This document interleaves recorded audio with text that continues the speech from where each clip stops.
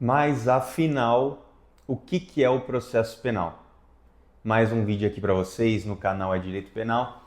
E o que eu quero trazer com esse vídeo? Eu quero explicar qual que é o papel do processo penal no ordenamento jurídico brasileiro, qual que é a sua repercussão, qual que é o seu objetivo, qual que é a sua finalidade e qual que é a sua necessidade. Quando a gente fala em processo, nós temos que entender que a palavra processo remete a um processo que nos leva a algo.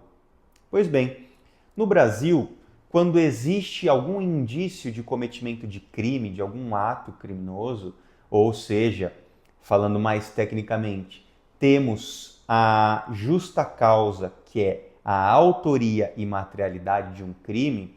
Então, existe uma conduta criminosa, alguém realizou uma conduta criminosa, o que acontece? O Estado se mobiliza no seu aparato para investigar esse crime. O ato de investigar é privativo da autoridade policial. Quem vai investigar essa suposta conduta criminosa é o delegado por meio de um inquérito policial. Então veja, nós temos a figura do inquérito policial, que é uma fase pré-processual. Não estamos falando ainda em processo penal. Após existir essa investigação, uma vez findada essa investigação, o delegado remete os autos de inquérito ao Ministério Público e o Ministério Público vai oferecer a denúncia, se for o caso. Após o oferecimento da denúncia com o recebimento pelo juiz, começa isso que chamamos e conhecemos de processo penal. Só nessa conversa, nessa curta conversa, a gente vê um lapso temporal entre o cometimento do crime e até chegar o processo penal. E o que isso quer dizer? Qual a finalidade do processo penal? A finalidade do processo penal é penalizar alguém por alguma conduta criminosa. Então, o processo, no seu cerne, ele tem o objetivo de verificar se realmente existiu uma conduta criminosa, quem foi o autor dessa conduta criminosa e se esse autor deve ser penalizado por essa conduta ou não. Em suma, é assim que acontece. O processo penal é o meio pelo qual estaremos diante de uma verificabilidade da culpa do agente criminoso. É durante o processo penal que vamos verificar a culpa, porque o processo, ao fim do processo, existirá a prolação de uma sentença que condena ou que absolve. Caso seja condenado, esse réu vai receber uma pena, porque estamos tratando de processo penal. Tudo bem até aqui? Mas nós vimos que tem um grande lapso temporal entre a conduta criminosa e o início do processo. Mas questiono a vocês. A pessoa que cometeu esse ato criminoso, ela deve ser presa desde o cometimento de um ato ou deve ser presa após o processo penal? Pois é isso que a mídia não passa de um modo fiel e que aqui o nosso objetivo é aclarar. O processo penal é a ferramenta, é o procedimento que permite que o Estado aplique a pena em um indivíduo. Então veja, nós temos a figura do Estado, que é grande, que é forte, que é poderoso, pode muito, mas não pode tudo, e nós temos a figura do indivíduo, que somos nós.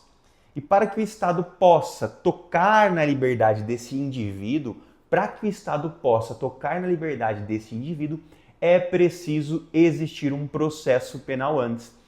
O processo penal ele funciona como um anteparo entre o Estado e o indivíduo, pois estamos lidando com um dos principais direitos do ser humano, que é a liberdade.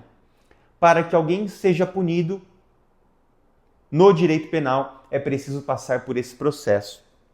E aí volto a perguntar a vocês: o que seria mais razoável? Que essa pessoa fosse presa desde o cometimento de um crime ou se essa pessoa deve ser presa após o desfecho de um processo?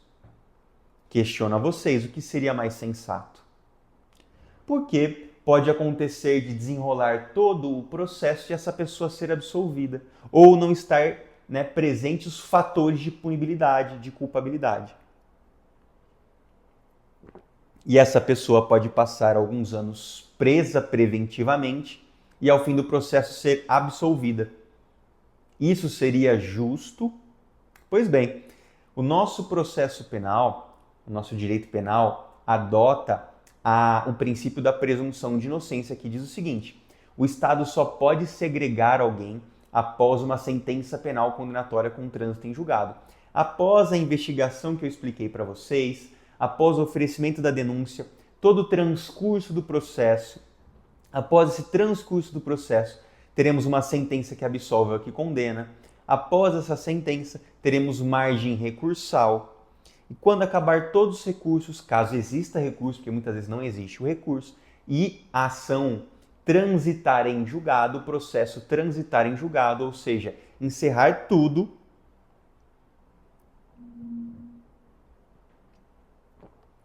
aí sim seria possível pegar este indivíduo e colocar no cárcere.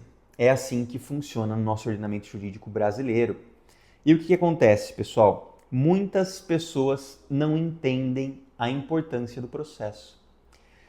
Porque se bastasse uma acusação para que o indivíduo fosse segregado cautelarmente, imagine vocês o poder que isso daria ao Estado. Se a gente muitas vezes desagradasse alguém ligado ao Estado, ou se não correspondesse àquilo que o Estado espera da gente, se ao acaso, né, alguma aparência que tenhamos transpassado no decorrer da vida, no campo do confronto de ideias, não soe bem para aquela pessoa que está vinculada ao Estado e ela nos acuse de algo, imagine se isso, apenas isso, bastasse para prender, para segregar, para condenar. Estaríamos diante de grandes arbitrariedades. E é por isso que é no processo, no percurso processual, que verificar-se-á a culpa do agente, se ele é culpado do que está sendo acusado ou não. Então o processo ele é muito importante porque ele funciona como um anteparo entre o poder do Estado e o indivíduo. Nós somos os indivíduos.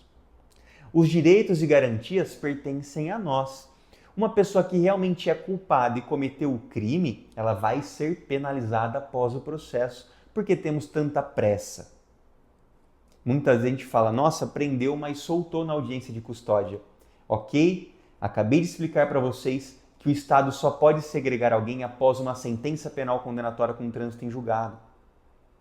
Antes disso, a pessoa só pode ser presa se for presa preventivamente, desde que, no caso, existam os requisitos da exceção, porque a prisão preventiva é uma exceção. É uma exceção à regra. Já tem vídeos aqui no canal explicando sobre isso. O assunto de hoje é sobre a importância, o que é o processo penal.